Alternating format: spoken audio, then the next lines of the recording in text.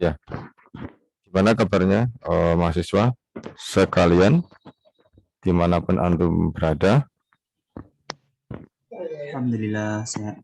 Alhamdulillah sehat. Iya, alhamdulillah.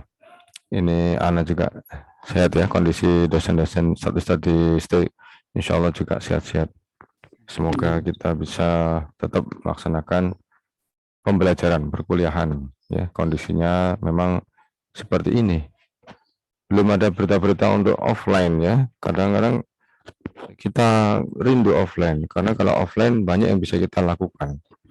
Ya, terutama untuk pembelajaran bahasa Arab itu kan harusnya uh, tatap muka ya untuk bisa berinteraksi dengan teman-teman ya, dengan ustadz untuk menambah apa usul-usul atau apa namanya itu idiom-idiom ya dalam bahasa Indonesia itu.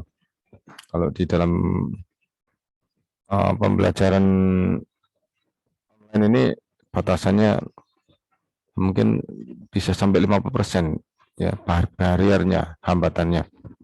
Ya enggak apa-apa lah ya, kita semampu mumpung masih diberi kesempatan dan memang kondisinya maksimum seperti ini. Beberapa kemarin ada sekolah ya di Jakarta dengar-dengar mau offline, ternyata ada kasus lagi, kasus apa COVID, akhirnya nggak jadi. Ya ini semoga bisa sabar ya kita semuanya, antum juga.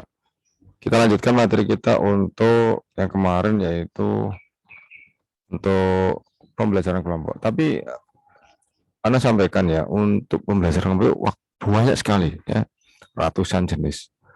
Artinya memang antum punya kesempatan untuk berkreasi, beraktivitas. Jadi contoh-contoh yang ada tuh antum bisa pakai ya, bisa dikreasikan, bisa dikolaborasikan dan lain-lain. Intinya adalah anak tersebut tidak bosan dan penyampaian pembelajarannya bisa bagus, ya, materinya tidak sampai melencong ya, tidak sampai melenceng, jadi nyampe kepada anak kita, siswa kita. Jadi banyak hal yang nanti bisa kita lakukan ya di pembelajaran model, berbagai model pembelajaran kelompok. Ini kemarin ada di rapat ya, di pembelajaran itu ada dua perdebatan ya, ada perdebatan dua metode, yaitu metode yang pertama yaitu menghafalkan Quran ya, karena memang masih dari awal, dari SD, dari TK ke SD. Ada metode awal itu dia menggunakan metode dari Anas ya, dari Anas, kemudian naik ya, naik turun ya, kemudian Anas apa Al-Falaq, Al-Ikhlas ya. Ada yang metode yang lain dia menggunakan dari An-Naba ya, dari An-Naba terus kemudian apa turun gitu ya, apa naik ya, dan macam-macam. Jadi ada perdebatan yang masing-masing itu memiliki data sama-sama berhasilnya ya. Tapi beberapa dari teman-teman guru itu banyak argumentasinya. Kenapa dia menggunakan Anas? Karena anak senang dengan dimudahkan gitu ya, dimudahkan, kemudian merasa mampu, bisa ada semangat, ada motivasi untuk ke surat yang berikutnya ya. Nah, sementara teman-teman yang dari An-Naba itu juga punya argumentasi bahwa An-Naba juga tidak sulit ya, kan tidak langsung hafal selama 40 ayat ya, mungkin pertama 5 ayat dulu ya, kemudian setelah 5 ayat selesai dimotivasi ya, kemudian ditambah lagi. Jadi ada metode menghafal yang saya pernah tahu itu sabak sebagai manzil ya, sabak sebagai manzil. Jadi yang sekarang belajar ya, kemudian yang kemarin diulang lagi, kemudian sebelum berakhir ditambah lagi untuk yang kedepannya ya, mungkin 5 baris gitu ya. Ini metode-metode seperti ini sangat banyak ya dan berkembang. Dan apakah gagal sama sekali? Tidak ya, apakah gagal sama sekali? Tidak. Jadi dua-duanya sama-sama berhasilnya, cuman ini namanya metode ya. Jadi bagaimana antum bisa memaksimalkan metode ini Ya, bisa memaksimalkan apakah dengan menggunakan apa dari Anas dulu ataukah dari Anapa dulu untuk juz 30 ya. Untuk juz 30. Nah, yang seperti ini silahkan silakan dibahas ya, silakan dikembangkan. Intinya adalah anak tersebut kita manfaatkan usianya ya, golden age-nya. Jadi kemampuan dia menghafalnya kita manfaatkan. Ada juga pendapat bahwa harus bagus dulu bacaannya ya. Bacaannya bagus, nanti ketika dia bacaannya bagus, kita minta untuk membaca surat-surat pendek sekaligus kita menghafalkannya. Jadi ketika bacanya bagus, hafalannya juga diiringi dengan dia murojaah untuk menghafalkan, maka hafalannya jadi bagus. Ada yang menggunakan metode kalau menuntut bacaannya bagus, anak-anak kadang kurang katanya ya, karena tajwid itu susah diterapkan untuk anak-anak ya, untuk makhraj juga itu. Akhirnya dia memanfaatkan kemampuan menghafalnya. Jadi sambil menghafal, sambil memperbaiki bacaannya. Ya, yang seperti ini silakan antum pelajari. Sudah banyak beredar di TPK ya. Jadi antum bisa nanti mengambil mana yang paling paling berhasil di antara model-model pembelajaran tadi, mana yang paling berhasil dan mana yang paling banyak gagalnya, itu untuk kita bisa eliminasi. Oh, yang seperti ini banyak berhasilnya, nah itu bisa kita gunakan. Oh, yang kok pakai metode ini kok susah ya, anak-anak jadi lambat menghafal, nah itu bisa kita eliminasi ya, silakan dipelajari. Kemudian kita sekarang lanjut ke ini aja, coba ya, saya akan coba ke ini aja materi yang kemarin tapi sedikit ya. Kemudian kita lanjut dengan pengelolaan ya, pengelolaan peraturan kelas. Oh ya, sebelum share screen ya, saya belum share screen. Kalau saya diberitahu kalau ada trouble, mungkin suara kurang terdengar atau bagaimana gitu ya.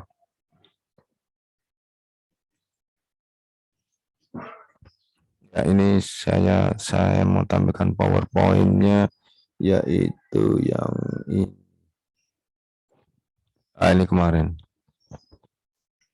Ya, sudah tampak di layar di HP atau laptop antum? Sudah, Ustaz. Sudah ya. Sebentar, kemarin belum ini. Jigsaw ya. Oh, ini ya, student team achievement develop division sudah ini kemarin ya. Ya, ini bisa mungkin sekilas saya ulang. Ini metode ini paling banyak digunakan untuk kita ya, sebagai guru-guru yang baru. Ini paling banyak digunakan ya. Ini kan model seperti anak itu kita minta untuk belajar bersama. Ya, untuk mereka saling belajar, saling membentuk kelompok belajar sehingga waktu belajarnya bertambah ya, tidak hanya di sekolah. Waktu belajarnya bertambah, nanti kita di sekolah tinggal ngecek saja ya, tinggal bertanya-bertanya. Jadi metodenya tetap jangan berhenti bertanya ya. Seperti kalau antum kajian-kajian itu kan tambahan bab baru, tambahan materi baru ditanya sama ustadznya, tambah lagi ustadznya ya, materi tambah lagi ditanya. Jadi untuk mengikat akan hafalan-hafalan mereka, untuk mengingat ketika ditanya maka ada rangsangan kita untuk mau membangkitkan kembali ingatan-ingatan ya, ingatan-ingatan yang sudah mereka miliki. Ini berarti kalau begitu ini jigsaw kemarin ya, yaitu adalah kita membuat kelompok ya, anggotanya berdasarkan materi ya. Kita misalkan dalam materi pembelajaran kemarin kita contohkan materi pembelajaran tentang kalimah dalam bahasa Arab adalah kalimah isim, kalimah fi'il, kalimah huruf. Maka kita membuat kelompok yang anggotanya 3 ya, anggota 3, nanti yang mendapatkan masing-masing mendapatkan tugas ya.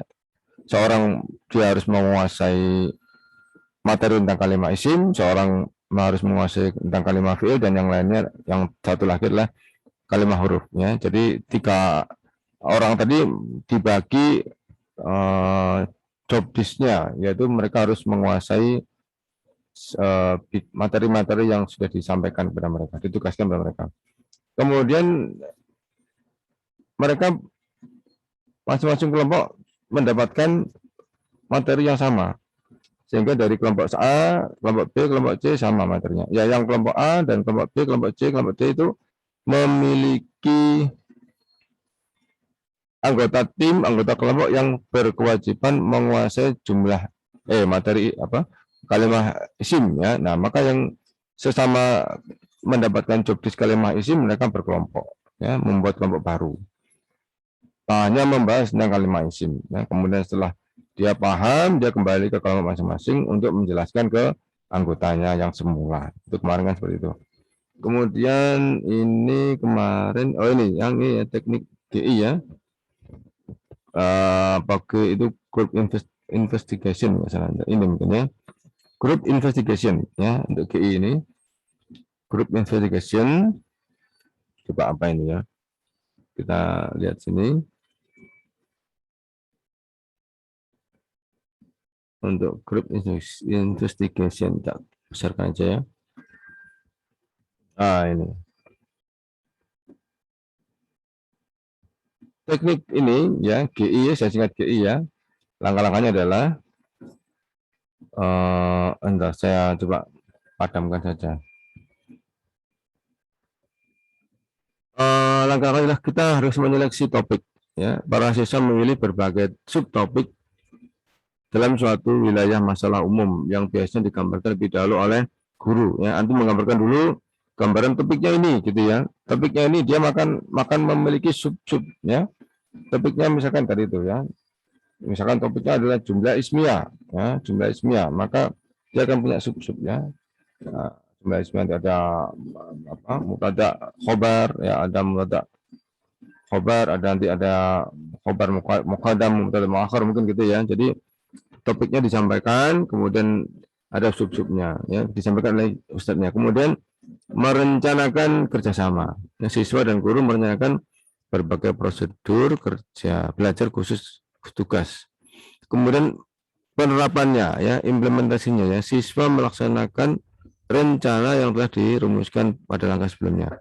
Kemudian analisis dan sintesis ya. Analisis dan sintesis itu pematangan ya, pematangan penyelesaian ya. Jadi setelah dianalisa kemudian dirumuskan gitu ya, para siswa menganalisis dan mensintesiskan ya, ini bahasanya keliru saya ya, dan mensintesiskan berbagai informasi yang diperoleh. Kemudian penyajian hasil akhir ya, kesimpulannya. Kemudian semua kelompok menyajikan presentasi yang menarik dan dari berbagai topik. Evaluasi oleh guru maupun siswa terhadap kegiatan yang dilakukan. Nah, ini ada investigasi. Investigasi itu kan artinya kan apa itu sesungguhnya apa ya? Apa namanya? Investigasi, peninjauan langsung gitu ya. Apa namanya itu? Pengamatan langsung gitu ya. Coba kita lihat berikutnya. Oh, ini sudah teknik struktural. Ya, jadi ini investigasi ini mungkin kalau kita misalkan gambarkan kita punya materi ya, kemudian materi tersebut kita buat sub-subnya ya, kemudian setelah sub-subnya itu nanti dipecah-pecah ke berbagai kelompok ya, kemudian setelah masing-masing kelompok membahas tentang subtopik-subtopiknya, kemudian mereka mempresentasikan ya, membuat kesimpulan. Nah, akhirnya masing-masing kelompok yang lain ya, kelompok A, B, C, D misalkan ya, kelompok A ya tidak membahas materi yang sama dengan kelompok B, kelompok C. Kelompok B juga tidak membahas materi yang sama dengan kelompok A dan kelompok D gitu ya. Jadi mereka masing-masing punya sub-sub ya, sub-bahasan. Tapi mereka harus menjelaskan nanti ya pada sesi presentasi. Ya, membuat kesimpulan pada sesi presentasi. Ya, seperti ini akhirnya tugas guru sebagai fasilitator ya, yang nanti banyak bekerja terlibat adalah anak-anak. Bagaimana anak itu tadi mereka menggunakan kemampuannya ya, cara mereka menggali ilmu, cara mereka membuat rangkuman ya, cara mereka untuk mempresentasikan. Nah, jadi mereka punya tugas yang lebih dominan ya, tidak kita yang banyak menjelaskan, tapi mereka lebih banyak bekerja ya. Di sini seperti dikatakan kemarin, sekarang itu kan adalah student center ya, pelajar atau siswa yang harus banyak beraksi ya, banyak bekerja, bukan kita yang banyak berbicara ya. Itu tadi adalah apa group investigation. Kemudian berikutnya yang ini terakhir mungkin ya, teknik struktural ya, struktural bersusun. Itu mencari pasangan, satu mencari pasangan, dua bertukar pasangan, tiga berkirim salam dan soal, empat bercerita berpasangan, lima dua tinggal dua tamu, enam keliling kelompok, tujuh kancing kemudian. Ini kayaknya saya tak begitu jarang saya melihat di sekolah ya. Saya nggak begitu familiar dengan ini. Jarang sekali saya melihat seperti ini di sekolah. Mungkin yang sekolah yang banyak siswanya bisa ya seperti ini karena kayaknya ini aktif siswanya untuk dia bersosialisasi sambil dia mempelajari suatu materi ya. Ini kayaknya saya jarang menjumpai ya. Coba dilewati aja, kita ke berikutnya ya. Itu teknik mencari pasangan gimana ya, coba lihat. Teknik mencari pasangan, guru menyiapkan kartu topik materi. Oh, ada kartu topik ya, jadi kita buat kartu, isinya adalah beberapa materi, ada topik-topiknya. Kemudian kartu dibagi kepada setiap siswa. Kemudian siswa mencari pasangan berdasarkan kartu. Oh, berarti ada kartu dua atau tiga yang memiliki topik yang sama. Tapi ini sepertinya dua ini ya. Jadi dua kartu yang memiliki topik yang sama. Sehingga nanti mereka akan saling mencocokkan dengan temannya yang mendapatkan topik yang sama gitu ya. Jadi kemudian setiap pasangan mendiskusikan tugas secara bersama-sama. Pasangan kan berarti dua orang ini ya, secara bersama-sama. Kemudian siswa menyampaikan hasil kerja kelompoknya.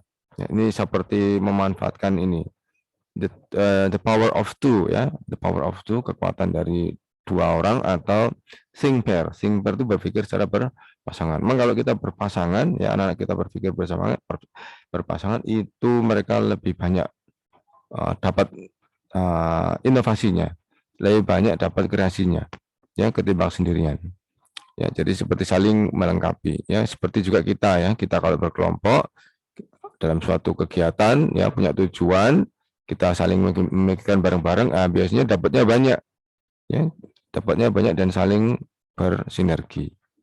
Kemudian siswa menyampaikan hasil kerja kelompoknya, kemudian dievaluasi gitu ya. Jadi ini kayaknya apa itu memanfaatkan the power of two atau think pair. Tapi tapi anggota kelompoknya berdasarkan pembagian kartu topik. Jadi setelah dibagian kartu topiknya, masing-masing itu akan mencari mana pasangan saya, gitu kan. Jadi insya Allah di sini satu topik ada dua kartu, ya, sehingga dia akan menemukan dengan siapa dia bekerja sama. Ya, lanjut ya. Langkah-langkah teknik bertukar pasangan. Guru membagi siswa dalam pasangan kerja. Guru memberikan tugas untuk setiap pasangan. Ya, setelah waktu habis, setiap pasangan bergabung dengan pasangan lainnya. Setelah waktu habis, setiap pasangan bergabung dengan pasangan lainnya. Setiap pasangan baru harus saling menanyakan dan mencocokkan. Menanyakan materi dan mencocokkannya. Hasil diskusi pasangan kedua dibawa ke pasangan yang awal. Ya, ini jadi lebih kepada apa ini? Teknik untuk kita mengaktifkan siswa untuk bersosialisasi. Yang seperti ini akhirnya ada moving ya, gerakan siswa tidak hanya diam, tidak hanya duduk di bangku ya, tapi dia aktif ya. Seperti ini biasanya yang banyak hasilnya, yang kelihatan banyak hasilnya menonjol, yang biasanya ini yang punya kinestetiknya, senang dengan bergerak, berpikirnya senang dengan bergerak, kinestetiknya ada seperti itu. Saya punya siswa dulu, dia bodoh ya, masih SD itu bodoh, nilainya jelek, bahkan hampir tidak naik. Kemudian dia punya lantai atas, di atas itu ada lantai 2 itu, dulu katanya dia lantai 2-nya itu agak luas gitu. Kemudian di sana di lantai 2 itu ditulis materi-materi pelajaran, ditulis di dinding-dinding ya, berputar. Kemudian dia berjalan membaca. Jadi berjalan sambil membaca, sambil dia aktif bergerak terus. Jadi sepanjang yang dia bergerak itu ditempeli dengan materi-materi belajar. Ditulis sendiri. Dia sendiri yang menulis, dia sendiri yang tahu apa yang sulit bagi dia. Jadi ada murid saya seperti itu. Ternyata setelah itu dia langsung ya, kayaknya langsung ya, paham, menguasai materi dan menonjol ya. Jadi terbaik, jadi siswa terbaik. Ya, jadi dalam waktu yang sangat singkat sekali. Ya, ini berarti dia telah menemukan gaya belajarnya. Ya, gaya belajar berarti dia tidak bisa diam, tidak bisa duduk manis, tapi harus bergerak. Yang seperti namanya kinestetik. Jadi ada semacam apa ya, rangsangan otaknya ya aktif ketika dia bergerak. Jadi ketika dia bergerak itu otaknya aktif bekerja, bisa menerima, bisa menyerap materi-materi pelajaran. Yang seperti ini akhirnya ketika mengajar saya izinkan dia berdiri. Saya izinkan dia berdiri, yang lainnya tidak saya izinkan ya. Tapi sebelumnya telah saya sampaikan kepada teman-teman yang lainnya, ini kekhususan ya, karena punya tipe belajar, punya gaya belajar yang berbeda. Dia boleh berdiri, maju, mundur ke depan, menjauhi papan, mendekati papan, tapi dengan syarat tidak boleh ramai, tidak boleh berbicara. Jadi dia sambil berdiri, sambil ke depan, sambil mundur gitu. Kalau yang lainnya sama dengan yang lainnya, tapi lainnya duduk. Kalau bertanya, kita berikan kesempatan sama bertanya. Itu. Ya ini apa ya? Saya tidak ngerti ini memang itulah unik ya, unik. Kalau yang seperti ini biasanya kan atlet ya, atlet atau olahragawan itu cerdas ketika dia di lapangan ya, cerdas ketika dia berada di tempat yang bebas banyak bergerak, sehingga kreativitasnya muncul. Kalau antum seperti melihat beberapa pemain sepak bola itu kan luar biasa, memiliki kecerdasan yang tinggi ya ketika mereka berada di depan gawang ya, ketika mereka bisa melewati beberapa pemain lawan ya, dengan tenangnya ya, dengan apa jenengnya, penguasaan emosi yang tinggi. Nah, ini seperti ini kecerdasan, termasuk mereka memiliki kecerdasan yang jenisnya adalah kinestetik. Lanjut ya. Lanjut berikutnya, langkah-langkah teknik berkirim salam dan soal ya. Guru membagi siswa dalam kelompok berempat. Oh, kali ini 4 ya. Tadi 2 nih, sekarang 4. Setiap siswa ditugaskan untuk membuat soal untuk dikirimkan kelompok lain. Oh, ini berarti ini misalkan ya, kita sedang membagi mereka dalam 4 kelompok. Ayo buat soal tentang apa, misalkan tentang apa, kalimat isim. Nah, nanti masing-masing buat masing-masing kelompok buat soal. Yang soal nanti itu ditujukan untuk disampaikan atau diberikan kelompok yang lain. Yang soal tersebut nanti tentunya harus disepakati topiknya ya. Jadi misalkan topiknya adalah isim ya, bisa ciri-cirinya ya, bisa nanti bisa apa namanya, wazannya ya, nanti bisa nanti apa macam-macam ya, karena nanti kalau pembahasan isim sendiri macam banyak jenis-jenisnya juga ya. Nah, setelah terbentuk kelompoknya, di sini ada 4 orang, mereka masing-masing kelompok ditugaskan membuat soal. Yang soal nanti akan dikirimkan ke kelompok yang lain. Ya, kemudian setiap orang mengirimkan seorang utusan untuk menyampaikan salam dan soal ke kelompok lain. Oh, dia berkirim soal ya, berkirim soal masing-masing kelompok. Ini ada utusannya, ada seorang yang ditugaskan untuk mengirimkan ya, untuk bertukar soal. Kemudian setiap kelompok mengerjakan soal kiriman dari kelompok lain. Ya, ini kayaknya seru ini ya. Kenapa kok suruh? Karena ketika mereka membuat soal, maka mereka sudah harus mengetahui permasalahannya dulu. Ketika antum membuat soal, maka antum sudah menguasai materi. Ya, seorang ustadz, seorang guru, ketika antum membuat soal, maka antum sudah punya modal, yaitu apa? Ya, pemahaman.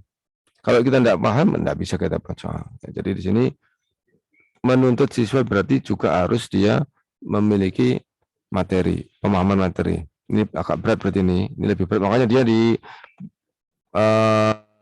dikelompokkan berempat ya, karena membuat soal ya, membuat soal itu sulit. Lain dengan menjawab. Kalau menjawab itu lebih mudah, kalau membuat itu lebih sulit.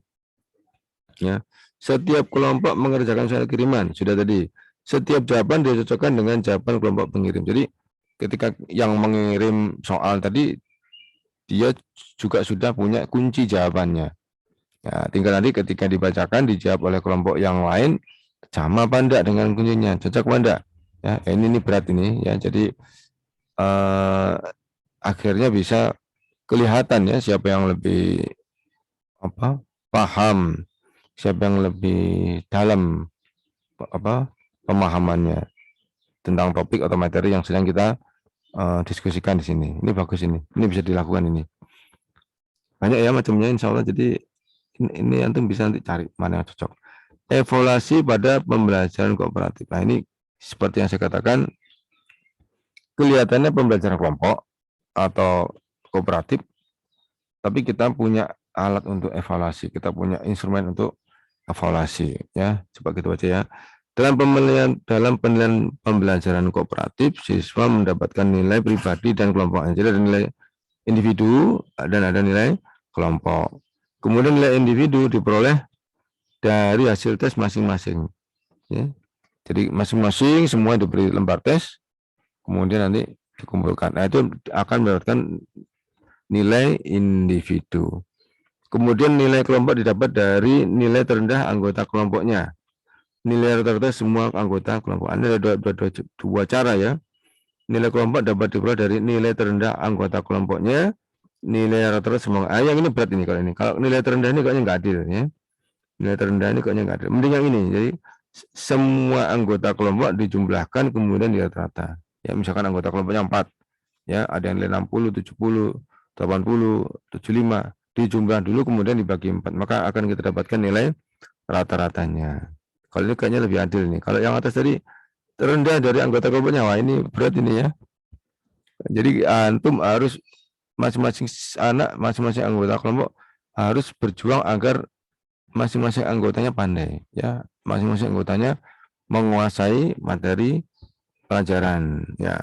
Tapi kalau yang ini yang rata-rata ini nanti bisa mengangkat, ya.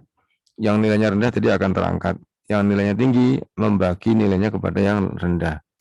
Ini kayaknya lebih enak ini yang rata-rata.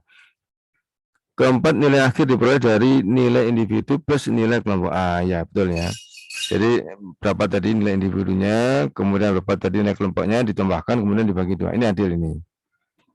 Ya, ini adalah nilai adil. Jadi nilai akhirnya dapat dari individu plus kelompok. Karena apa? Karena kita sedang melakukan kooperatif ya, kooperatif. Jadi belajar untuk menanggung ya, menanggung bersama ya, belajar untuk bertanggung jawab, bekerja sama, menanggung bersama, belajar untuk beresiko bersama ya. Jadi harus semangat untuk meningkatkan atau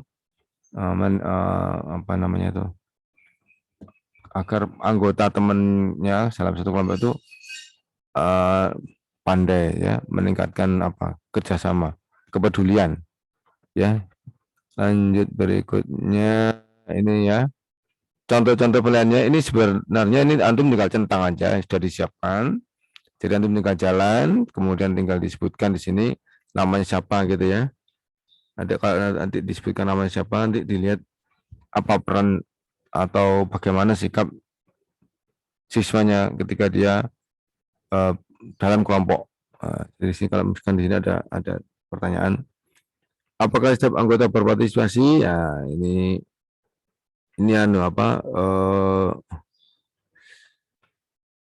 seharusnya bukan begini ya, harusnya gini.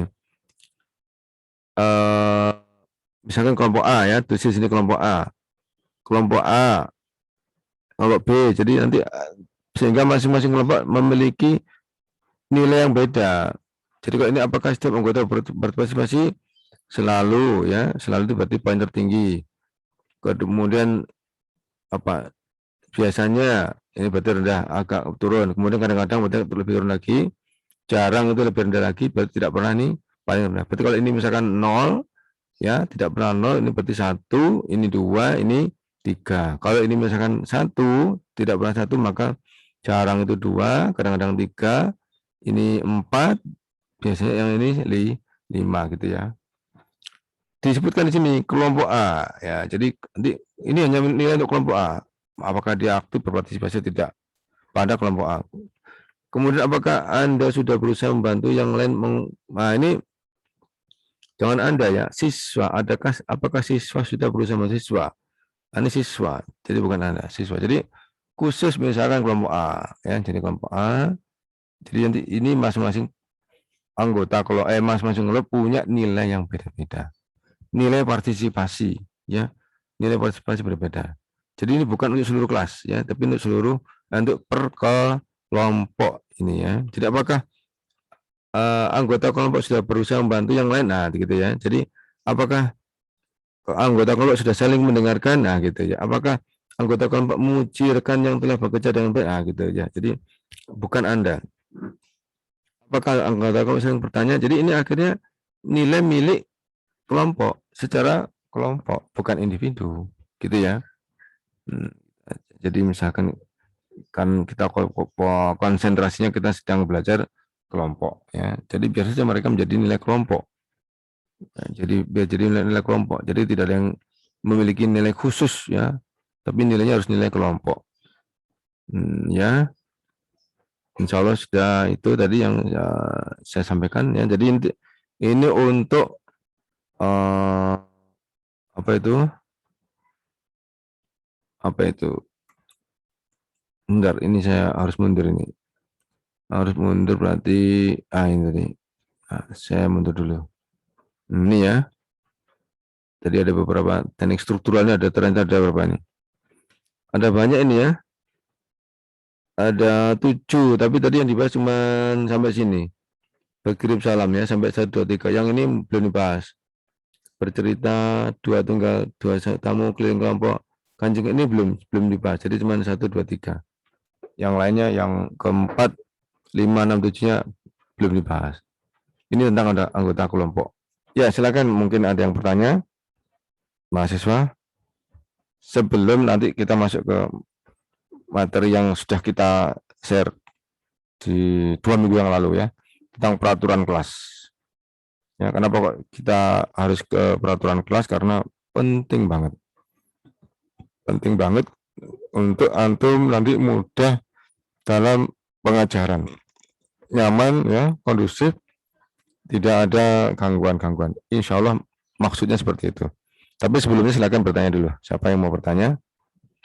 Silakan.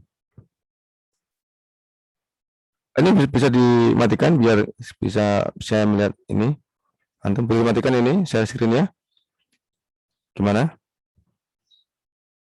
Nah, Ustaz. Boleh ya. Nah, gini kan bisa lihat saya. Nah, silakan. Ya, silakan mau bertanya tentang pembelajaran kelompok tadi. Macam-macam ya. Banyak banget sama nanti antum bisa lihat-lihat di internet ya, banyak sekali. Intinya bahwa tadi yang saya di awal tadi saya sampaikan metode itu banyak ya, metode itu banyak. Tadi di awal tadi saya sampaikan ada metode pembelajaran di juz 30, ada yang dari An-Naba, ada yang dari Anas ya, Anas. Nah, jadi mana yang lebih berhasil, mana yang paling berhasil ya? Kayaknya dua-duanya banyak yang menggunakan dan banyak juga data-datanya. Mana yang lebih berhasil dan mana yang kalau misalkan antum mau skripsi boleh ya, antum mau skripsi. Nah, ini kan antum sudah semester berapa ini? Udah semester 6 toh. Kayaknya dekat dengan skripsi. Coba nanti antum bisa gunakan judul skripsi. Perbandingan metode pembelajaran Quran. Nah, gitu ya. Jadi nanti topiknya perbandingan metode pembelajaran. Jadi antum nanti di situ studi kasus membandingkan 2 metode untuk menghafal juz 30. Nah, gitu ya. Studi kasus membandingkan 2 metode untuk menghafal juz 30. Nah, itu jadi skripsi sudah itu. Sehingga nanti jadi referensi. Ya, oh ini apa sudah banyak yang menggunakan yang dari Anas ya, Anas terus Al-Falaq, Al-Ikhlas, terus ada yang dari Anaba ya. Anaba, kemudian apa itu? Oh, sebentar.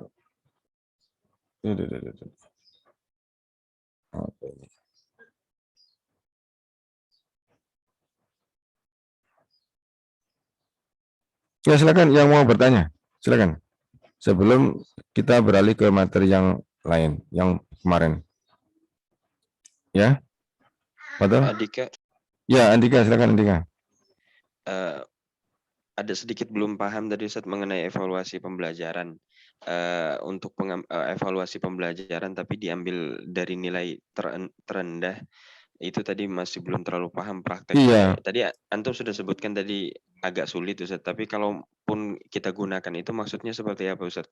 Kadang kalau kita ambil dengan nilai terendah, bisa jadi nggak fair seperti itu Ustadz. Karena mungkin Iya, karena yang iya, lain tinggi-tinggi gitu iya Ustadz. Itu betul. gimana Ustadz? Iya tadi sudah saya sampaikan, ya ada dengan metode pengambilan dengan nilai terendah, kemudian ada yang kedua itu dengan rata-rata. Saya tidak menyarankan yang rendah karena tidak kasihan dengan yang lain, ya tidak fair, betul. Antum sudah benar, ya. Jadi kita ini sebagai pengajar, kita tidak harus tidak harus ikut ya dengan metode-metode yang seperti tadi itu misalkan ya menggunakan penilaian dengan mengambil nilai terendah dari anggota kelompoknya ya. Kemudian cara kedua yaitu dengan membuat rata-rata. Kita tidak harus mengikuti apa di ide mereka, tidak ya. Jadi kita punya wewenang sendiri. Kalau nggak cocok nggak usah ya. Kapan kalau kita menggunakan metode terendah, misalkan ya harus disepakati dulu di awal dengan siswa-siswa. Nanti Ustadz akan mengambil nilai terendah di antara anggota kelompok, gitu misalkan ya. Nah, itu antum buat statement gitu di awal, sehingga nanti akan terpacu masing-masing kelompok itu untuk saling memandaikan, untuk saling berinteraksi, bersinergi, berbagi ilmu, berbagi pengetahuan, gitu. Karena dia takut ketika nilai terendah itu yang dijadikan sebagai patokan, sebagai nilai mereka kelompok. Nah, itu. Jadi apakah kita memilih itu? Ya terserah antum. Ya, kalau saya sih lebih aman tadi yang kedua yaitu dengan membagi semua dengan merata-ratakan ya. Jadi nilai 4 orang misalkan ya, kita jumlah kemudian kita bagi 4. Nah, itu kita dapatkan nilai rata-rata, itu lebih fair ya, benar. Tapi itu terserah antum. Mana yang cocok nanti ketika antum mengajar. Tidak ada masalah. Ya, jadi tidak ada keharusan. Seperti nanti ya kalau antum masuk ke dunia pendidikan ada namanya kurikulum. Kurikulum itu kalau kita jalankan itu sangat tidak membebani kita. Longgar sekali. Maksudnya apa kok longgar sekali? Nanti di kurikulum pemerintah itu nanti banyak materi-materi luar yang bisa kita tambahkan. Banyak sekali ya materi-materi muatan-muatan lokal ya. Misalkan kita ingin menambahkan Qur'aniyah ya, itu apa pembelajaran Qur'annya itu luas sekali, tidak sempit. Artinya kurikulum yang disampaikan pemerintah itu standar minimal. Jadi gitu ya. Dan semua terakomodir ya. Untuk PHI misalkan ya ada akidah, akhlak, fikih, kemudian siro ya. Kemudian adab itu ada semua. Ya, saya kok melenceng gitu ya. Artinya gini loh. Apa yang disampaikan atau disajikan oleh teori-teori yang untuk belajar ini menyajikan teori. Antum gunakan boleh, tidak pun juga nggak apa-apa. Pilihlah mana yang paling cocok untuk sekolah antum, untuk kelas antum. Gitu. Nah, kemudian saya membahas masalah kurikulum tadi itu sama dengan kurikulum. Kurikulum pemerintah itu ada beberapa pilihan, ya banyak pilihannya. Nanti kalau antum masuk ke sekolah jenjang SD saja ada nanti SD, ada NI, ya ada sekolah ABK ya, berkebutuhan khusus ya. Kemudian ada yang namanya PKBM ya, Pusat Kegiatan Belajar Mandiri PKBM. Terserah. Ya, ada sekolah di Bogor saya diberitahu sama teman kita Ustadz Ishak yang di RB Tayyiba itu. Sekolah di Bogor tadinya SDIT, Sekolah Dasar Islam Terpadu. Malah dia izinnya tidak diperpanjang, malah dia buat izin baru yaitu PKBM. Ya, Pusat Kegiatan Belajar Mandiri yang dulu itu banyak disediakan untuk anak-anak putus sekolah. Ya. Jadi akhirnya banyak anak-anak putus sekolah, usianya udah banyak, ya masih ke SMP, masih menempuh pendidikan SMA. Ya saya pernah dulu ngantarkan siswa saya itu ke PKBM, ada orang yang sudah umur 40 masih mengikuti jalur SMP, ujian SMP. Tapi kemudian dia nanti akan melanjutkan ke SMA. Karena apa? Kepingin jadi lurah, ya, kepingin jadi pegawai, kepingin jadi ada itu biasanya diakomodir oleh PKBM, ya. Tetapi tadi yang saya katakan tadi sekolah di Bogor tadi sudah bagus ya, sekolah dasar Islam terpadu, malah jadi PKBM. Karena apa? Ternyata di PKBM itu lebih longgar, ya, lebih banyak waktu, banyak digunakan untuk kegiatan Qur'aniyah, keislaman, ya. Tidak harus ada yang namanya mungkin ada kesenian, ya, ada kesenian mungkin masuk ke mau seni musik, ya, mungkin, ya. Dia bisa hindari, ya. Nanti keseniannya bisa masuk ke seni kaligrafi, gitu kan. Banyak. Jadi kurikulum yang ada di Mbak itu longgar. Antum bisa pilih nanti. Gitu ya, siapa tadi yang bertanya tadi? Saya kok sorry. Siapa yang bertanya tadi? Andika, Ustaz. Andika. Oh ya, Andika Putra. Ya, gitu ya, Andika ya. Antum bebas memilih. Enggak, tidak diharuskan. Enggak. Termasuk sekarang yang kurikulum K13 itu, dulu K13 awal itu semua model pembelajaran pada inti pembelajaran harus model sains, ya, saintis, melihat, menanya, ya, mengkolaborasi, ya, kemudian konfirmasi, kemudian apa, mengkomunikasikannya, gitu. Ya, jadi enggak seperti itu, sekarang bebas. Mau pakai yang EEK, ya, eksplorasi, elaborasi, dan konfirmasi, ya, itu zaman dulu, zaman KTSP ada namanya istilah EEK, ya. E pertama eksplorasi, ya, siswa itu mencari, membaca, mendengarkan dari ustadznya, kemudian bertanya teman, ya. Elaborasi itu dia mencocokkan ada apa yang telah dia dapat itu dikait-kaitkan agar terbentuk bangunan konsep-konsep ilmu, ya. Kemudian konfirmasi, ya, konfirmasi itu masuk pada sama dengan kita mengkomunikasikan dengan ustadznya, ya, mengkomunikasikan juga dengan teman-temannya apakah sudah benar, ya, bangun atau struktur keilmuan atau fondasi atau prinsip yang telah saya dapatkan tadi apakah sudah benar. Nah, itu gitu. Itu dulu, ya. Dan sekarang boleh dipakai ke semuanya. Model-modelnya sekarang kayaknya lebih bebas asalkan tertulis, ya, di RPP, asalkan di RPP tercantum. Mau pakai apa? Mau pakai saintis boleh, ya. Mau pakai yang model pembelajaran tadi, eksplorasi, elaborasi, dan konfirmasi juga boleh. Sekarang seperti itu. Yang penting adalah antum selesai apa itu yang direncanakan oleh kurikulum, selesai, tercover semua, gitu ya.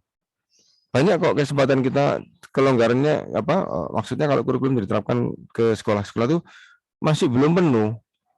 Jadi siswa itu masih punya banyak waktu, punya banyak apa ya, tambahan-tambahan, jadi bisa ditambahkan. Antum bisa tambahkan. Misalkan kalau di bab tentang Qur'aniyah, ya, bisa nanti membaca Quran apa itu, metode Umi, ya, mungkin bisa jadi metode apa lagi itu, yang apa, Al-Barqi, ya, dulu ada Al-Barqi, ya, tanda itu sekarang ada enggak itu, yang sekarang yang dipakai di Laibah itu Umi, metode Umi, ya, ada apa, 6 jilid, kemudian setelah 6 jilid masuk ke Gharib, ya. Nah, baru nanti dia diuji agar dapat apa, sertifikasi. Itu agak panjang, ya, agak panjang. Ya, silakan Andika, silakan mau bertanya yang lain, ya, Andika, gitu ya, Andika, ya. Alhamdulillah paham. Ya, ya, dipilih, tidak mutlak harus diambil, ya, tidak mutlak dipilih. Silakan yang lainnya.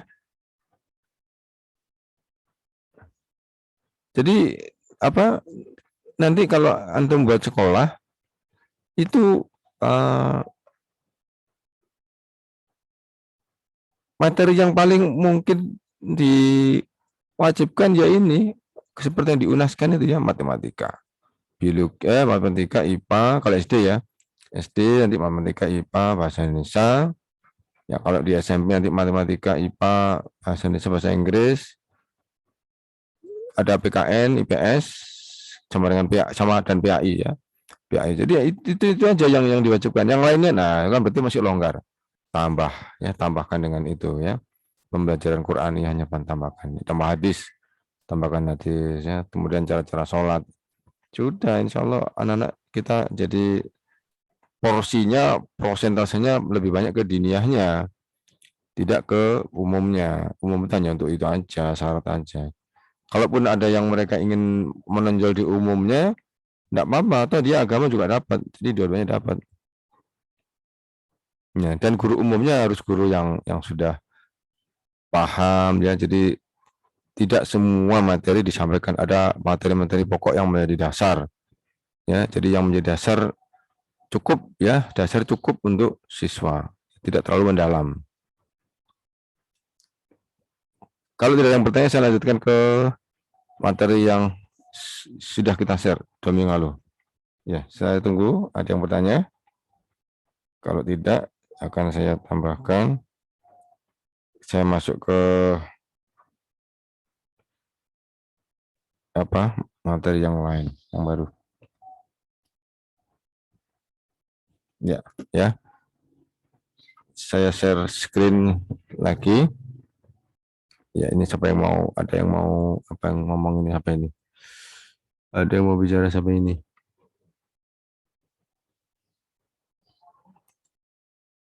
Fazrul Mubarak. Ya. Oke, saya share screen ya. Kita ke materi selanjutnya.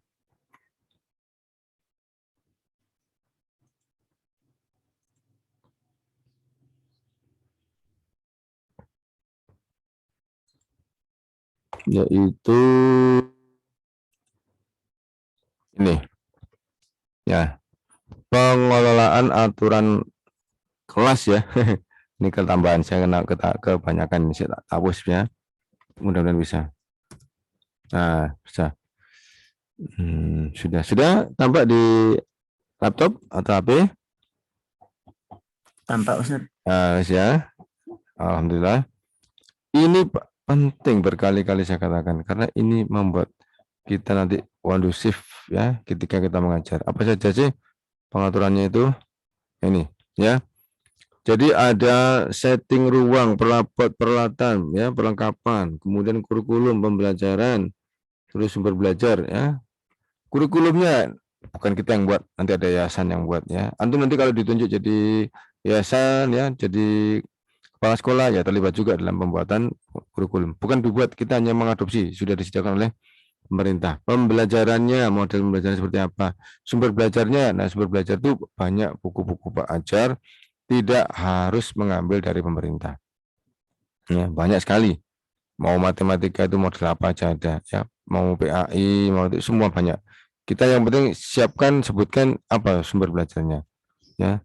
Kemudian ajang belajar atau setting tempatnya ya, ruang perabot, ruang bagaimana, perabot bagaimana, ya, supaya nanti anak-anak kita nyaman dalam belajar ya. Kemudian, ini yang harus dipikirkan ya. Perilakunya bagaimana ya, perilaku siswanya ya, apakah dia sudah standar, ada bagus ya, enak ya, berangkat sekolah dengan semangat belajar tinggi, sudah termotivasi ya, penuh dengan semangat, enak itu ya, sudah nyaman, enak. Itu guru seperti itu kita nyaman banget, harapannya seperti itu. Kemudian hubungan insaniah sesama teman ya, dia siswa kita dengan temannya bagaimana ya, ada pertengkaran ya, ada gesekan. Nah, itu harus kita ajarkan kepada mereka bagaimana solusinya, karena memang tidak mungkin sama ya, mereka masing-masing punya ego ya. Saya seperti ini, saya seperti ini. Itu dia ingin menunjukkan egonya, eksistensinya. Yang kadang-kadang akan muncul gesekan hubungan dengan temannya. Kemudian kerjasama ya, kemudian silaturahim, kerjasama ya, dia harus belajar bekerja sama dengan temannya ya, teman saya ini nggak suka ini, sukanya begini, nanti dia harus belajar. Kemudian silaturahim, ya, silaturahim. Ada teman yang sakit atau bagaimana nanti dijenguk macam-macam ya. Ini komponen-komponen dalam kelas ya. Kemudian berikutnya untuk kelas harus cahaya harus bagus ya. Ya, cahaya alam ya sebanyak mungkin ya, jadi supaya menghindari lampu ya. Tapi kalau gedungnya tertutup terpaksa menggunakan lampu. Tapi paling tidak itu penerangannya cukup ya. Sebanyak mungkin karena nanti biar sehat fisiknya, tidak sakit ya, tidak minus karena melihat di tempat yang gelap. Kedua, softness ya. Softness itu adalah sikapnya ya terhadap lingkungan ya. Softness itu karakternya terhadap lingkungan ya, bagaimana ya. Jadi kalau misalkan ada sampah ya jatuh, ada kertas bagaimana, nah itu kita lihat harus ada kepedulian ya, harus punya sikap, jangan dibiarkan malah kotorannya ditendang-tendang gitu ya, sampahnya tendang. Kemudian variety of texture ya, keberagaman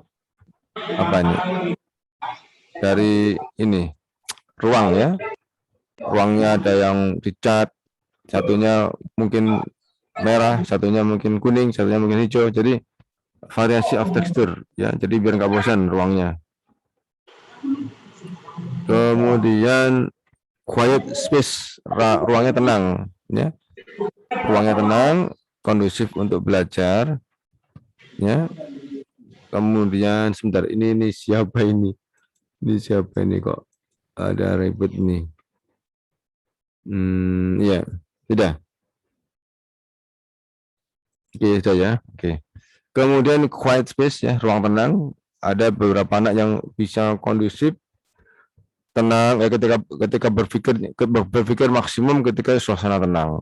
Ya, seperti yang banyak disarankan oleh para ulama itu pagi, pikiran segar, bangun tidur ya, kita banyak tenaga ya, habis dari istirahat ya, juga masih sunyi, nah itu banyak belajar, kita masuknya banyak, dapat banyak ya. Jadi mungkin itu metodenya ya, quiet space ya. Kemudian home like touches, sekolah seperti rumah, home like touches ya, sekolah seperti rumah. Bisa nggak sekolah seperti rumah, nyaman gitu ya. Ya tapi harus punya aturan-aturan ya, jangan terus benar-benar seperti rumah tidur-tiduran, nggak belajar ya, tidak seperti itu. Tapi dia merasa nyaman, jadi ketika di sekolah itu nggak takut, nggak ingin pulang gitu ya, tapi sama. Nah jadi harus ini dikondisikan sekolah seperti rumah ya, nyaman.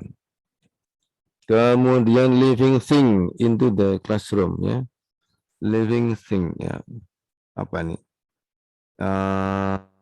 berkembang ya, pemikiran yang berkembang pada ruang kelas ya. Jadi hidup ya, berpikirnya hidupnya berpikirnya jadi berkembang atau hidup di ruang kelas. Jadi ketika di kelas itu dia mendapatkan banyak interaksi ya, banyak interaksi dari teman-teman, dari gurunya, ustadznya menyampaikan materi ya, kemudian dia bertanya dengan ustadznya, bertanya dengan temannya, banyak terjadi interaksi sehingga ada banyak sesuatu yang muncul yang hidup ketika dia berada di ruang kelas. Kemudian safety, aman. Nah, ini pentingnya, merasa aman, merasa nyaman. Merasa aman, merasa nyaman. Nah, ini kayaknya harus antum pikirkan ini, karena itulah kondisi kita ketika mengajar. Anak-anak kita juga butuh untuk dipenuhi hak-haknya ya. Ini menempatkan peralatan umum dalam suatu tempat. Ya, kalau mencari sesuatu, menghapus, spidol, ya, mencari penggaris, itu ada tempat-tempat yang mudah untuk diingat. Oh di sana, di sebelah kanan, ya, di pojok ruangan gitu ya. Kemudian ada peralatan kecil ditempatkan pada satu tempat khusus. Nah, gitu. Jadi ada semacam namanya labelisasi. Jadi ada tempat-tempat yang khusus yang anak itu sudah tahu. Oh, nyari selotip, oh ada di sana gitu ya. Kemudian menempatkan peralatan di tempat yang mudah dijangkau dan mudah dijangkau dan dikembalikan. Ya, setelah mereka mengambil, kemudian mereka mengembalikan. Jadi mudah dijangkau dan dikembalikan. Kemudian beberapa peralatan tajam ditempatkan pada tempat yang lebih aman. Nah ini, kadang di tempat saya itu ada namanya cutter ya untuk meraut pensil yang khusus untuk kaligrafi. Jadi pensil kaligrafi itu kan rautannya kan pakai cutter khusus itu ya. Mudah patah juga kalau bukan kita yang meraut, kalau anak-anak yang meraut biasanya mudah patah. Ada pensil khusus itu kita gunakan ini cutter. Nah, itu biasanya kita simpan di tempat yang aman. Karena ada ide Ustadz ini minta ada masing-masing membawa. Nah, itu malah saya tidak setuju ya. Boleh dibawa tapi ketika sampai di sekolah harus dikumpulkan. Hanya digunakan untuk ketika meraut ya pada kegiatan ekstrakurikuler kaligrafi gitu ya. Kemudian yang kelima, pembiasaan menjaga kebersihan dan kerapian. Kerapian, bersih dan rapi membuat kita senang tinggal di situ ya, nyaman tinggal di sekolah. Nyaman belajar, nyaman kita beraktivitas ya, tempatnya bersih. Kemudian lanjut. Ya, bersih itu adalah bebas debu, bebas bau, bebas kotoran, bebas sampah dan bebas bercak ya, tidak ada bercak. Apa bercak itu biasanya spidol kalau tempat saya ya. Ada spidol itu, ada anak-anak main spidol ya. Kadang-kadang tangannya habis menghapus itu ditempelkan di dinding-dinding. Nah, itu akhirnya kelihatan gambar yang kurang bagus ya, tidak elok. Kalau rapi di sini adalah setiap barang memiliki identitas. Ya, setiap barang punya identitas, kemudian setiap barang ada pada tempatnya, setiap tempat ada labelnya. Saya katakan tadi label. Jadi ada beberapa kabinetnya tertutup, maka biar kita tahu isinya, dalamnya kita beri label, ada labelisasi. Sehingga kalau mau mencari, oh ada di itu daftarnya, ya, daftarnya kan ada dibaca di labelnya. Kemudian ini yang sekarang sedang kita bahas, yaitu bagaimana kita membuat classroom management, ya, manajemen kelas. Bagaimana kita mengatur kegiatan anak-anak selama dia berada di kelas, ya, yaitu ada satu rule, ya, aturan, aturan. Kita buat aturan. Kedua, prosedur, ya, prosedur. Kalau mau izin bagaimana? Kalau mau menjawab bagaimana? Angkat tangannya bagaimana, gitu ya. Kalau misalkan mau minum izinnya bagaimana, gitu ya. Ya, gitu. Jadi kalau ada prosedurnya. Kemudian ada kalau melanggar ya, ketika melanggar ada namanya istilah konsekuensi logis. Ya. Kalau dia tidak melanggar maka kita beri reward atau hadiah, ya. Jadi ini kita tidak menggunakan istilah punishment ya, punishment. Hukuman ya, punishment hukuman, tapi kita pakai istilah konsekuensi logis. Kenapa kok seperti itu? Untuk tidak menjadikan anak jadi dendam ya, tidak menjadi anak jadi tersakiti secara mental ya, tapi dia dengan sadar dia tahu akibat-akibat dari kesalahannya ya. Aturan kelas. Jadi ada aturan kelas, jadi ada disusun bersama ya, kita bersusun bersama dengan ustadz yang ada di kelas, dikumpulkan ya, apa ya kejadian-kejadian yang umum yang terjadi di kelas itu disampaikan ya, kemudian dibuat aturan secara bersama-sama. Kemudian ini juga mengetahui wali murid ya, mengetahui murid dan siswanya agar disepakati ya, agar mereka sepakat. Setelah disusun bersama, kemudian harus ringkas, tidak panjang agar mudah difahami, mudah ditafsirkan, kemudian dapat dilaksanakan ya, rasional, dapat dilaksanakan, tidak terlalu muluk-muluk ya, tidak terjangkau ya, bukan begitu, tapi terjangkau, dapat dilaksanakan. Kemudian dapat dipahami siswa, penting ya, dikatakan tadi ringkas tadi agar mudah dipahami. Kemudian ada konsekuensi atau akibat dari apa ya, kalau dia tidak melanggar maka akan dapat reward, Kalau dia melanggar maka akan dapat tadi hukuman atau namanya konsekuensi logis. Kemudian contoh di sini aturan kelas umum ya, Usman, kelas Usman Bakar. Kalau di tempat saya ada, kalau yang laki-laki namanya Abu Bakar sama Umar ya, kalau yang perempuan itu ada Aisyah, ada Khadijah ya. Jadi silahkan diberi nama yang umum agar mereka lebih senang, lebih cinta dengan sahabat-sahabat Nabi ya, atau sahabiahnya.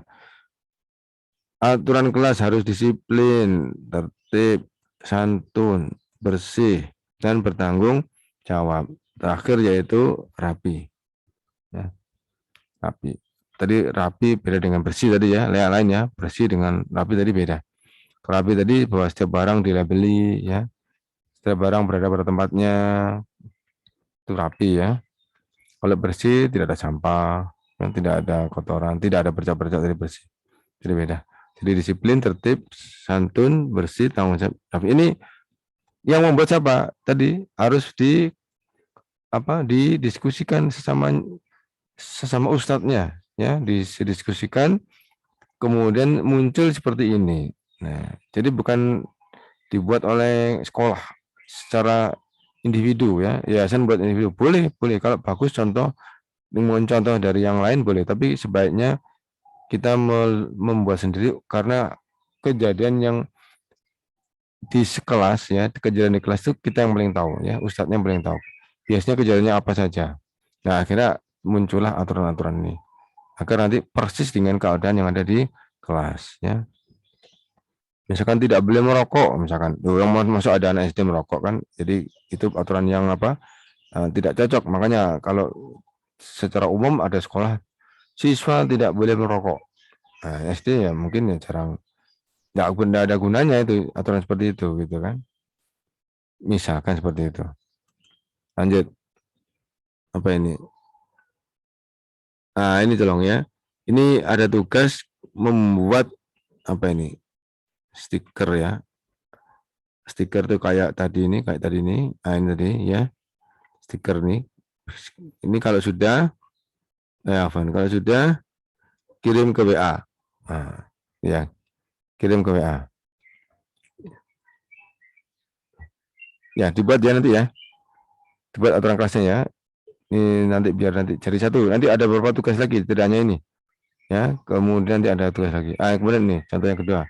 Contoh aturan kelas, disiplin yaitu apa? Hadir tepat waktu, khusyuk ketika beribadah. Ada kegiatan biasanya sholat duha. Ya, sholat duha itu kalaupun dia tidak menyita waktu bisa setiap hari, tapi kalau sangat menyita waktu mungkin bisa 1 minggu sekali, karena biasanya ada waktu-waktu yang lebih penting ya, seperti pembelajaran Qur'aniyah dan lain-lain. Kemudian tertib ya, antri ya, menunggu giliran, kemudian mematuhi antrian. Misalkan sedang ke TU ya, antri, atau sedang ke belakang itu harus gantian, tidak boleh langsung dua-duanya. Diberi aturan satu-satu, yang boleh izin, boleh meninggalkan kelas untuk misalkan ilah hamam ya, satu-satu, nggak boleh semuanya. Dan diberi nanti ada kartu, dikalungi kartu, jadi betul-betul dia itu izin ya, tidak keluar tanpa izin. Kemudian santun berbicara, santun berperilaku, ini penting ya, karena bagian dari pokok ya, dari orang berilmu ya, dari agama adalah santun ya, bersih ya, bersih, pakaiannya bersih ya, tasnya, bajunya, kemudian lingkungannya juga bersih ya, kemudian bertanggung jawab menyelesaikan PR ya, mengumpulkan tugas ya. Kemudian di sini rapi, yaitu beli barang dan menempatkan barang pada tempatnya. Oh, gini ya. Tugas berikutnya ya. Buatlah contoh aturan kelas dan indikatornya yang diberlakukan di kelas Anda masing-masing. Ini contohnya, ini aturan kelas. Ini ada 6 aturan. Ya, 6 aturan. Antum buat, ini contohnya. Banyak contohnya, tidak hanya ini ya. Tidak hanya ini. Jadi antum buat contoh ya. Ini ya, ini tugasnya. Tadi dikumpulkan bareng-bareng. Kemudian sekarang prosedur kelas. Ya, ketika sudah ada aturannya, pelaksanaannya gimana? Ya, ada prosedur. Pelaksanaannya butuh prosedur. Ini ya. Ini. Dari tempat yang mungkin di wilayah Indonesia Timur ya, mungkin mau sholat silahkan. Kalau mau sholat dulu, fadol ya, nggak apa-apa ditinggal. Cuma nanti bisa izin ke temennya nanti biar di absen ya. Ya sebentar nih. Oke. Ini apakah ada yang sudah di sebentar. Ini ada yang minta di ACC ini. Wahyu udah masuk belum? Udah masuk Wahyu? Wahyu sudah masuk? Kok di WA minta di ACC ini? Belum datang ya? Sudah ada. Oh iya, ya wes. Saya tidak bisa melihat masalahnya. Kemudian ini prosedurnya ya. Ada refleksi dari aturan, ya, penerapan aplikasi dari aturan itu gimana? Tujuan, tertib, dan disiplin. Ya, tujuannya itu. Ya, enak kalau kelasnya tertib, disiplin, nyaman kita belajarnya. Mengatur perilaku. Ya, ketika anak melakukan sesuatu, dia harus mencocokkan dengan aturan yang berlaku. Ya, mau pinjam menghapus, mau pinjam menggaris, kemana? Ke temannya dekat tempat jauh, nah, gitu kan? Ada aturannya. Ya, kadang mengembalikan dengan melempar anak-anak itu, bukannya bermaksud tidak sopan ya, tapi kadang ya karena terbiasa ya, tidak ada maksud tidak sopan, karena terbiasa atau biasa bercanda gitu ya. Nah itu kita bisa menanamkan aturan yang baru ya, yang agar mereka bisa lebih santun ya, tidak boleh dengan melempar ya. Jadi perilakunya dikendalikan ya dengan kita membuat aturan. Dia mau apa, misalkan mau berdiri ada perlu enggak? Mau berjalan ada perlu enggak? Kalau enggak ada, tetap di tempatnya gitu ya, duduk di tempatnya. Kemudian apa ini, instruksi kegiatan ya, instruksi kegiatan. Kalau misalkan kita punya kegiatan, ada harus berdasarkan instruksi. Jadi di kelas itu menunggu perintah dari ustadznya, tidak boleh anak membuat kegiatan sendiri. Jadi setiap kegiatan itu instruksi dari ustadznya, mulai mengerjakan soal ya, mulai mengumpulkan soal ya. Andaikan nanti dia mau berdiskusi, itu adalah menunggu instruksi dari ustadznya. Kemudian jangan terlalu panjang, rinciannya singkat supaya mudah dipahami, supaya mudah dilaksanakan. Ya, ini prosedur proses ketika penerapan ya, ini ya, refleksi dari penerapan dari aturan. Nah, kemudian apa ini ya? Kemudian contohnya prosedur, contoh disiplin. Ya, ketika meninggalkan kelas bagaimana? Angkat tangan dulu. Ya, angkat tangan, angkat 5 jari ya, bukan acungkan 1 jari tapi 5 jari. Ya, izin guru, ambil kartu, disediakan kartu itu tidak banyak ya, 2 saja kartu, artinya yang boleh keluar maksimum 2. Kemudian keluar kelas, kemudian salam ketika masuk kelas. Nah, ini seperti ini kan, ketika ada aturannya kita sudah tidak usah mengingatkan kembali. Kapan mengingatkan kembali? Ada saatnya ya, ada. Tapi kalau sudah dibuat aturan seperti ini, setidaknya siswa sudah tahu aturannya dan dia diharapkan melaksanakan ya. Tertib ya, tertib bagaimana? Izin mengemukakan pendapat. Kalau mau menyampaikan pendapat atau bagaimana ya, acungkan jari ya, bukan lagi tangan tapi jari. Sebutkan nama ya, kemudian menunggu dipersilakan oleh ustadznya.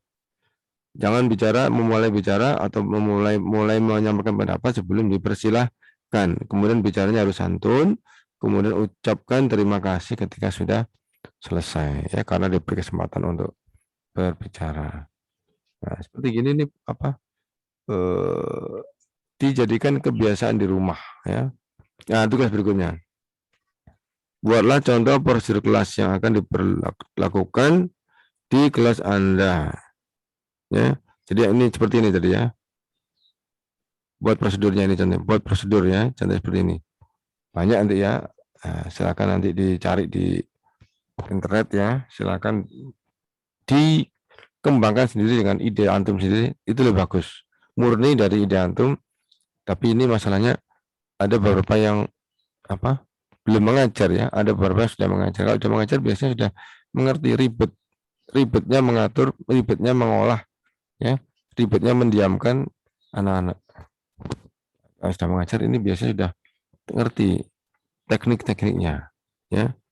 Nah, ini respon guru ketika siswanya melanggar, ya. Bagaimana respon kita ketika siswa kita melanggar? Jadi ada clarity, firmness, dan roughness, ya, roughness. Clarity itu kita harus menjelaskan secara jelas perilaku yang dilanggar oleh mereka. Hasan antum melanggar peraturan, itu ya kita sampaikan. Kita belum memberikan apapun, belum memberikan hukuman. Yang kedua, firmness itu kita menunjukkan rasa tidak suka, ya. Kita mengkomunikasikan keseriusan guru karena perilaku melanggar tadi kita tidak suka, ya. Kenapa kamu melanggar lagi, Hasan, gitu.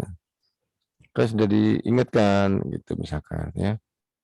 Jadi ada rasa ketidaknyamanan dari kita sebagai ustadznya karena melihat anak kita melanggar peraturan, ya, tidak patuh pada aturan. Yang ketiga baru kita memberikan hukuman yang namanya jadi konsekuensi logis. Jadi ketika melanggar lagi untuk ketiga kalinya, maka kita sudah harus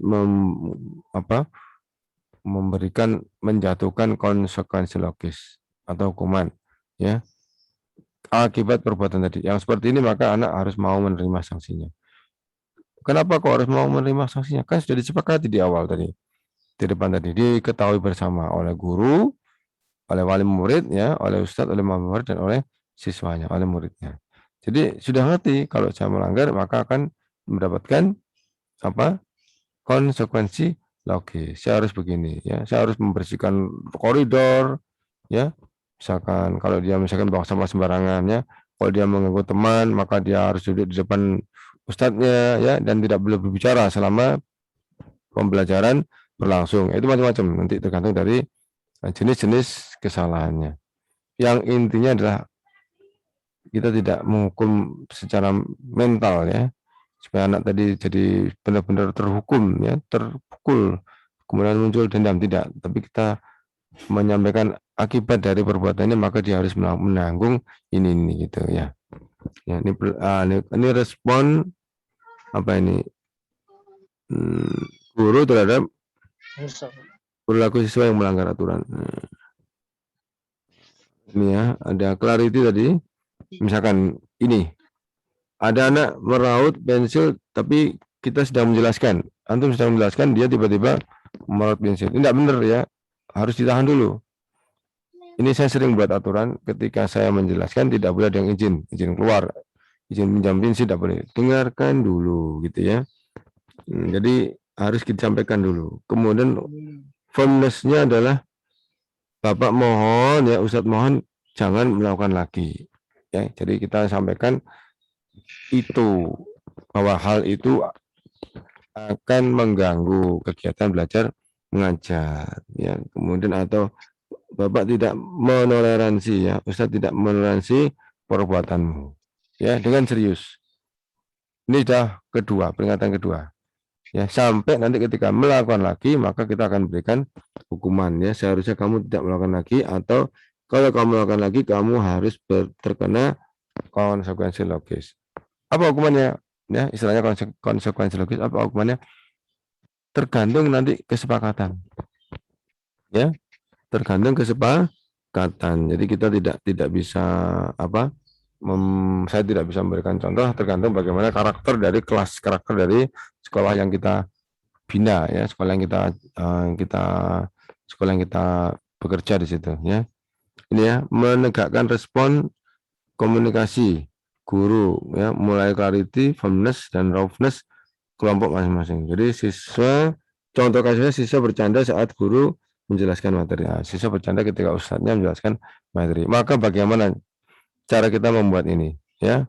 Cara membuat ini tadi, clarity-nya bagaimana, firmness-nya bagaimana, roughness-nya bagaimana. Asik kan?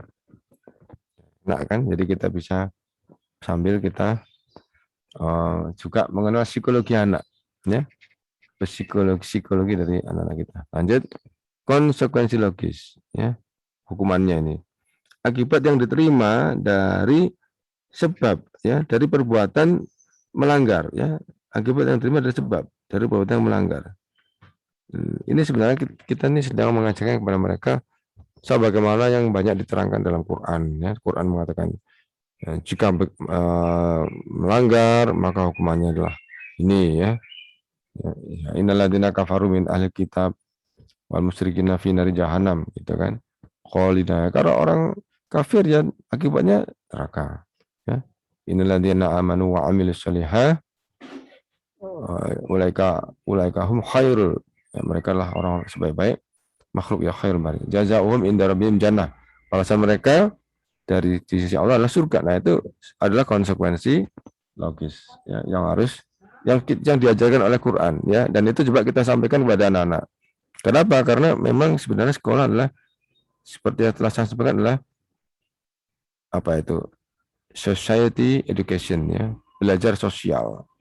Ya, di tempat sempit, di tempat kecil, mikro ya, di tempat mini. Agar nanti ketika di tempat yang lebih luas, di rumah mereka, di lingkungan yang lebih luas, mereka bisa menerapkan, tahu aturan-aturan. Gitu ya. Ini ya, ada beda antara hukuman dan konsekuensi logis ya, beda. Oh, kenapa itu? Ada yang ini. Ya, ini ya. Bentar, saya nggak bisa matikan kalau cara ini.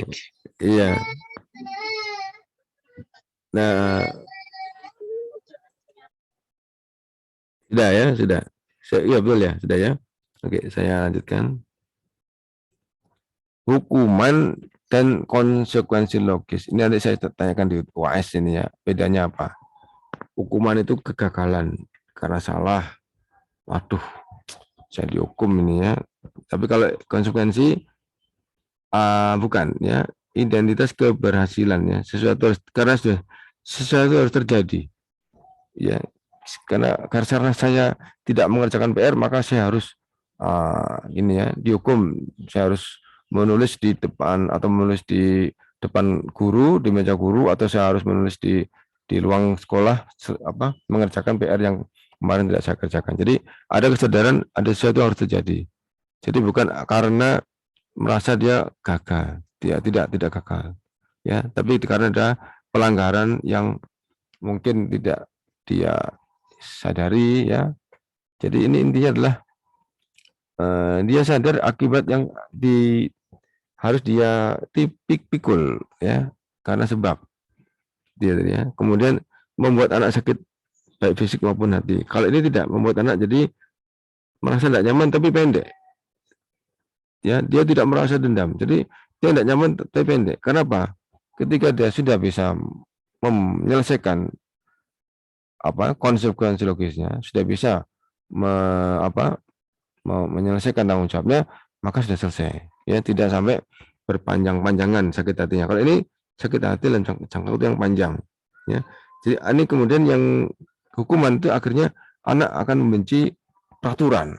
Ya, ini ada aturan saya nggak suka, gitu ya. Ini ada anak jadi akhirnya benci aturan. Kalau ini anak tidak benci, tapi dia justru akan mencoba untuk mematuhi aturan.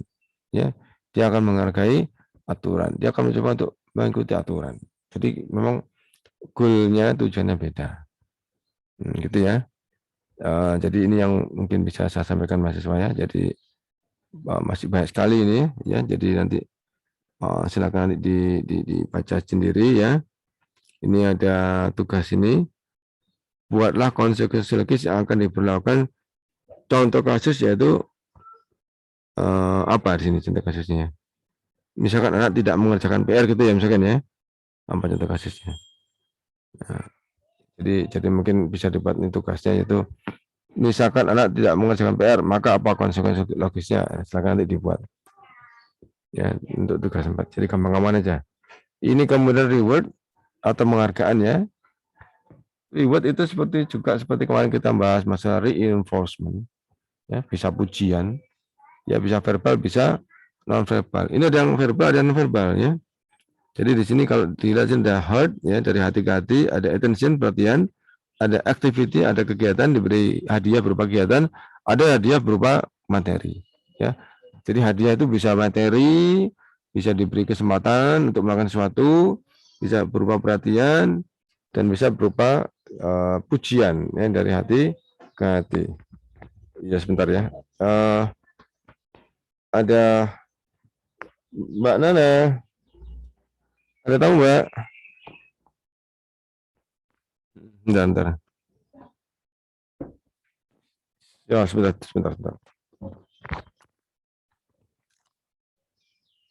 Ya.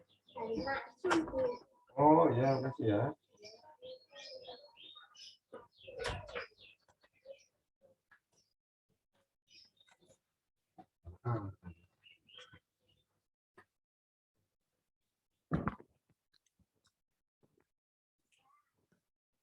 Afan, tadi ada tamu soalnya. Ya, jadi ini jenis-jenis reward ya, penghargaan. Bisa materi ya, apa ya terserah. Diberi alat tulis ya, pensil, pulpen, buku ya, buku-buku yang bagus-bagus tuh, misalkan buku Islam keislaman ya, banyak tentang sahabat ya, tentang apa, tentang misalkan Abdurrahman bin Auf ya, Abdullah bin Mas'ud dan macam-macam, banyak buku kan. Nah, itu bisa berupa materi, kemudian bisa berupa kegiatan. Bagi yang sudah menyelesaikan tugas silahkan boleh istirahat dulu. Oh seneng ya, oh, makan dulu, sepi gak ada temannya, jadi bisa bebas. Bagi yang sudah menyelesaikan tugas silakan boleh bermain di perpustakaan, misalkan perpustakaannya nyaman gitu ya, oh senang ya. Jadi ada namanya kegiatan, hadiahnya berupa kegiatan, rewardnya berupa kegiatan. Juga bisa reward berupa perhatian ya, bisa pujian atau verbal ya, atau perhatian ya. Yang ini berupa penghargaan intrinsik ya, perhatian yang mendalam. Pujian bisa ya, misalkan anak kita satu kelas itu berhasil memenangkan futsal melawan kelas lain. Nah, kita sebagai wali kelasnya bisa menyampaikan pujian ya. Saya bangga sekali ya dengan antum, karena bekerja sama dengan bagus ya, bermain secara tim, maka antum bisa memenangkan futsal ya, melawan kelas yang lain, padahal kelas itu kuat loh, kelas yang itu tidak pernah kalah ya, tapi ternyata antum bisa memenangkannya. Jadi itu pujian-pujian seperti itu, mereka akan senang gitu ya. Oke. Ya. Oke, ini mungkin saya di sini dulu ya. Nanti yang lainnya bisa dilanjutkan mahasiswa, karena ini sebentar lagi asar gitu ya, atau bahkan mungkin ada yang sudah mendalui salat asar. Nah, Ustaz. Iya, Sudah. iya makanya ini saya tutup share screen-nya. Mungkin ada mungkin 1-2 pertanyaan sebelum kita akhiri, yaitu tentang pengelolaan aturan kelas. Ya, saya titipkan ini karena nanti ketika antum menjadi guru baru ya, belum tentu kita di kelas sudah ada perangkatnya. Kalau ada enak, tinggal kita bisa ikuti ya, kita bisa sesuaikan mana yang cocok dan mana yang tidak cocok. Kalau nggak cocok kita bisa perbaiki.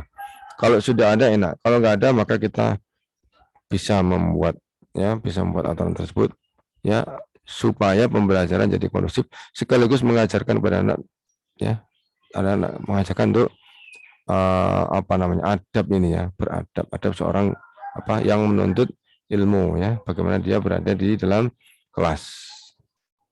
Ya silakan mau bertanya 1-2 pertanyaan sebelum Ana akhiri. Ya, insya Allah nanti kalau ada yang bertanya di WA atau nanti bisa kita bahas di pertemuan berikutnya, enggak apa-apa. Jadi intinya itu kita mempersiapkan kemungkinan apa yang terjadi nanti di kelas, kan gitu. Pelajaran mikrotesis kan seperti itu. Kemungkinan apa yang akan menjadi kesulitan ketika kita mengajar. Ya, kalau untuk materi pembelajaran, insya Allah antum sudah siap. Ya, untuk keprofesionalan ya, kompetensi profesional ya, itu saya sudah tidak melakukan lagi. Tapi berbagai distraction ya, gangguan ya di kelas itu, nah, itu yang saya rasa kalau yang belum mengajar belum tahu. Ya, kalau sudah mengajar, insya Allah sudah paham.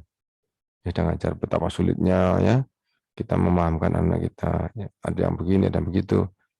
Ya, itulah dunia pendidikan. Kita bisa berhasil, insya Allah enak. Ya. Apalagi nanti anak-anak jadi anak-anak yang ternyata banyak manfaatnya ya. Jadi kita ikut senang. Ya ini Afan, kita akhiri dulu ya. Semoga manfaat. Yang mau bertanya nanti mungkin bisa disambung lewat WA. Kita akhiri dengan kafaratul majelis. Subhanakallahumma wa bihamdika asyhadu an la ilaha illa anta astaghfiruka wa atubu ilaik. Assalamualaikum warahmatullahi wabarakatuh. Jazakumullah khair. Waalaikum. Terima kasih. Assalamualaikum warahmatullahi. Waalaikumsalam. Terima kasih Ustaz. Ya, sama-sama. Waalaikumsalam warahmatullahi wabarakatuh.